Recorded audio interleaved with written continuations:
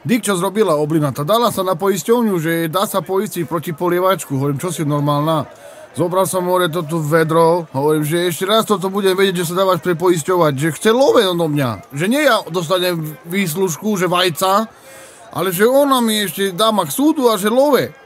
Teraz som volal doktor Milko, čo je asteurológ. Vieš, čo pozera na počasie. Pozrel hore, hovorí, šráci, budú polievačky, dajte pozor, dajte na čaj nejaký neopren, bo more vonku bude minus 15. Jak raz dajú na ňu vodu, tá ešte bude letiť voda, tá zamrzne v strede. Tink, chápeš? Tink!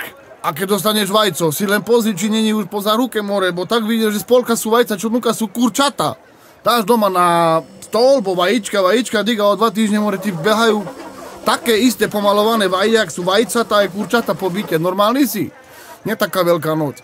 Takže všetko najlepšie na malodenné sviatky, vieš, nie? A ešte keď, neviem, či si počul, že nechápala na salaši slanina, si počul? Nechápala na salaši slanina! Odpadol si, ty gumová tvár.